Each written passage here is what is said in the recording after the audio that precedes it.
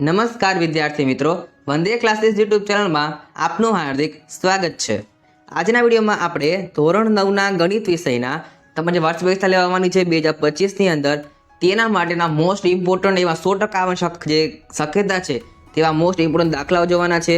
તેના માટે આપણે નામ આપેલું છે વરદાન ક્લાસ। તમારામાં છે 100% પૂછાઈ શકે એવા આપણે દાખલા તમને અહીંયા આપેલા છે।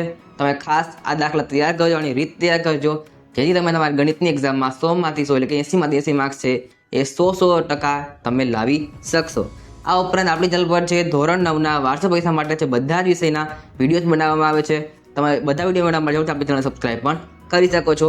આ ઉપરાંત તમને જરૂરથી આ વિડીયો પસંદ આવશે તો તમે જરૂરથી વિડીયો લાઇક કરજો, શેર પણ જરૂરથી કરજો, જેથી બાકીના વિદ્યાર્થીઓ છે તે પણ તેની એક્ઝામમાં સારામાં સારા માર્ક્સ પ્રાપ્ત કરી શકે। તો ચાલો આપણે આજના વિડીયોની શરૂઆત કરીએ। ધોરણ 9 વિષય ગણિત વાર્ષિક પરીક્ષા 2025 માટે મોસ્ટ ઇમ્પોર્ટન્ટ વરદાન ક્લાસ એટલે કે 100% ખાતરીવાળા મોસ્ટ આઈએમપી દાખલાઓ। તો સૌથી પહેલાં તમને આપેલો છે અહીંયા પ્રકરણ નંબર 1માં આપણે જોઈ લો છે મોસ્ટ આઈએમપી પ્રશ્ન, જે તમે પૂછવાના છે વિભાગ બી ની અંદર। કયા વિભાગમાં છે? વિભાગ બી ના પ્રકરણ 1 માટે જે પ્રશ્ન અહીંયા આપેલા છે। સૌથી પહેલાં તમને પૂછી શકે છે કે સાદું રૂપ આપો x ઘન પ્લસ 2x એટલે કે x ઘન પ્લસ 2 ઘન પ્લસ 3 ઘન એની આખા કાઉન્સથી માઇનસ એટલે કે આખા કાઉન્સથી 1/2 ઘાત। તમને આવું છે એ દાખલો તમે આવી શકે છે સાદું રૂપ આપવાનો, ખાસ આ રીત છે ત્યાં કરજો। ત્યાર પછી એવું પણ આવી શકે છે કે 9ની 1/3 ઘાત ગુણ્યા 27 માઇનસ 1/3 ઘાત છેદમાં 3ની 1/6 ઘાત અને 3 ગુણ્યા -2/3 ઘાત। તમે ખાસ છે બધા દાખલાના સ્ક્રીનશોટ લઈ લેજો અને તૈયારી સ્ટાર્ટ કરી દેજો। તમારે છે બધા દાખલામાંથી આવવાના છે, બધા જ દાખલા છે મોસ્ટ ઇમ્પોર્ટન્ટ છે, ખાસ તમે બધા દાખલાથી બધાની રીતમાં તૈયાર કરવાની છે। ત્યાર પછી દાખલો તમને એમ પણ આવી શકે જો a બરાબર 2 પ્લસ √3 હોય તો a માઇનસ 1/a ની કિંમત કેટલી થાય, અથવા તમને કિંમત છે પૂછી શકે છે, ખાસ ધ્યાન રાખજો। ત્યાર પછી 2 પ્લસ √3/b માઇનસ √3 ના છેદનું સમીકરણ કરો, તમને આ પણ દાખલા આવી શકે છે। ત્યાર પછી 3 × √5 પ્લસ એટલે કે પ્લસ √3/√5 માઇનસ √3 નું છેદનું સમીકરણ કરો, તમને આ પણ દાખલો આવી શકે છે। તમે આટલા દાખલા પ્રકરણ નંબર 1 માંથી વિભાગ બી માટે તૈયાર કરવાના, જે તમારે બે ગુણ માટે મોસ્ટ ઇમ્પોર્ટન્ટ છે।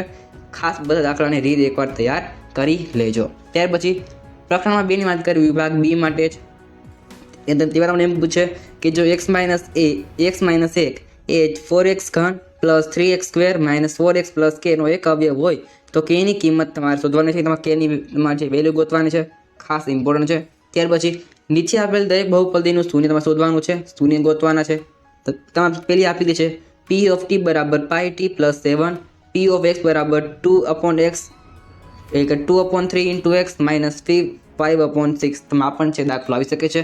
ત્યાર પછી બહુપદી p of x બરાબર 10x માઇનસ 4x² માઇનસ 3 માટે p of 1 અને p of -2 તમારે શોધવાના છે, આ પણ તમારો દાખલો આવી શકે છે, મોસ્ટ ઇમ્પોર્ટન્ટ છે, આ રીત ખાસ તૈયાર કરજો। ત્યાર પછી દર્શાવો કે x પ્લસ 3 એ 69 plus 11x minus x² plus x³ નો અવયવ છે, તમને આ પણ દાખલો મોસ્ટ ઇમ્પોર્ટન્ટ છે, ખાસ તૈયાર કરજો। તમે ખાસ બધાને એકવાર બધાના સ્ક્રીનશોટ લઈ લેજો અને તમને તમારી જે પીડીએફ પર તમને મળી શકે, તમે પીડીએફ ક્યારે મળશે અને ક્યાં મળશે તમને વાત કરી દઉં કે જ્યારે પણ છે આ વિડીયો પર 500 લેક્ચર કમ્પ્લીટ થશે ત્યાં આપણે આની જે પીડીએફ છે આપણી વોટ્સઅપ ચેનલમાં છે શેર કરવાના છે। તમે જરૂરથી આપણી વોટ્સઅપ ચેનલ જોઈન કરી લેજો અને જરૂરથી આ વિડીયો પર તમારો લાઇક કરી દેજો, જેથી ઝડપથી છે આ વિડીયો પર 500 લેક્ચર કમ્પ્લીટ થઈ જાય। આગળ વાત કરીએ એમની કઈ કિંમત માટે x³ માઇનસ 2mx² પ્લસ 16 ને x પ્લસ 2 વડે ભાગી શકાય, કઈ કિંમત તમારી કિંમત છે એમની તમારે અહીંયા ગોતવાની થશે। આગળ વાત કરીએ પ્રકરણ નંબર 3 જ છે પ્રશ્ન તમને આપેલા છે પ્રકરણ નંબર 3ના વિભાગ બી માટેના। તો તમને તેમાં પહેલો પ્રશ્ન આવેલો છે કે નીચેનામાંથી કયા બિંદુઓ y અક્ષ પર છે, એ તમારે કેટલાક બિંદુ આપેલા તમારે છે એ તમારે ગોતવા છે, તેમાંથી કયા બધા જે બિંદુ છે તમારે y અક્ષ ઉપર આવેલા છે। ત્યાર પછી તમને એમ પણ આવી શકે કે નીચેના બિંદુના યામ તમારે શોધવાના આવે કે તે બિંદુ x અક્ષ અને y અક્ષ બંને પર આવેલું છે અને તે કોટી 5 છે અને તે x અક્ષ ઉપર આવેલું છે, તમને આ પણ છે પ્રશ્ન દાખલા સ્વરૂપે વિભાગ બી ની અંદર પ્રકરણ નંબર 3 માંથી આવી શકે છે। તેવા આગળ વાત કરીએ પ્રકરણ નંબર 4ના વિભાગ બી માટેના પ્રશ્નો અહીંયા આપેલા છે કે જો x બરાબર 5 અને y બરાબર 4 એ સમીકરણ 4x - ky = 10 નો એક ઉકેલ હોય તો k ની કિંમત શોધો। ત્યાર પછી આપેલ દ્વિચતુરક સમીકરણને પ્રમાણિત સ્વરૂપમાં દર્શાવી a + b + c ની કિંમત મેળવો. અહીં તમે સમીકરણ આપેલું છે x - 5y = 10. તે તમને એમ પણ દાખલો આવી શકે કે તમને છે ફક્ત અહીં જો તમને શું કીધેલું છે, અહીંયા હતું a + b + c, અહીં તમને આપેલું છે a + b + a + b - c. ફક્ત નિશાનીનો ફેર છે, બાકી તમને સમીકરણ અહીંયા આપેલું છે કે 4x = 5y + 2. તમને આવો પણ દાખલો છે એક્ઝામની અંદર જોવા મળી શકે છે, ખાસ એકવાર તૈયાર કરી લેજો. ત્યાર પછી નીચેનામાંથી કયા બિંદુઓ સમીકરણ 2x + 3y = 24 ના ઉકેલ છે અને કયા બિંદુઓ ઉકેલ નથી તે તમારે તપાસવાનું છે. એ તમને આપેલા છે સમીકરણ, એટલે તમને બિંદુ આપેલા છે -√3 અને બીજું તમને આપેલું છે 2 × √3, બીજું તમને આપેલું છે 24 અને -8. તો આટલા છે 4 દાખલા, એટલે કે 4 તમારી રીત છે એ તમારા વિભાગ બી માટે ચેપ્ટર નંબર 4 માંથી તૈયાર કરવાની રહેશે. ત્યાર પછી છે વિભાગ બી માટેના પ્રકરણ નંબર 6 માં તમને દાખલા આપેલા છે. હું છે દાખલા વાંચતો નથી, તમે ફટાફટ છે બધાના સ્ક્રીનશોટ છે એ લઈ લેજો અને જરૂરથી બધા દાખલા એકવાર છે ગણીને તૈયાર કરી લેજો. તો ચાલો તમે આનો છે સ્ક્રીનશોટ લઈ શકો છો.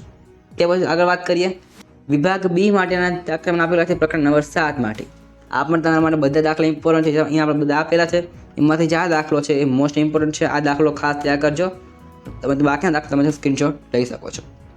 આગળ વાત કરીએ વિભાગ બી માંથી તમને આપેલું છે પ્રકરણ નંબર 9 માટેના દાખલાઓ. એમાં તમને ખાસ આ દાખલો ઇમ્પોર્ટન્ટ છે, મોસ્ટ જોજો મને આ દાખલો આવી શકે છે.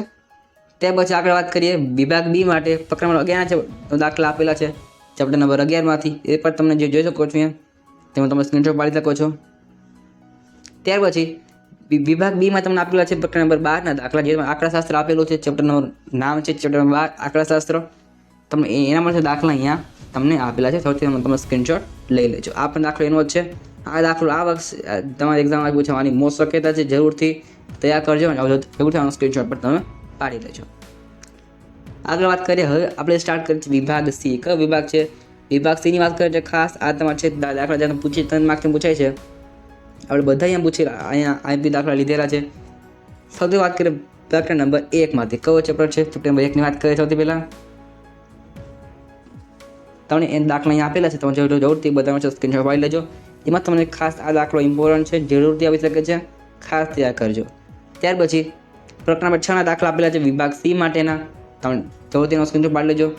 તમને એ ખાસ આ દાખલો તમને પ્રમેય અગત્યનો છે કે પરસ્પર છેદતી બે રેખાથી બનતા અભિકોણો સમાન હોય છે. આ જે પ્રમેય મોસ્ટ ઇમ્પોર્ટન્ટ છે, ખાસ અને એકવાર છે જોઈ લેજો.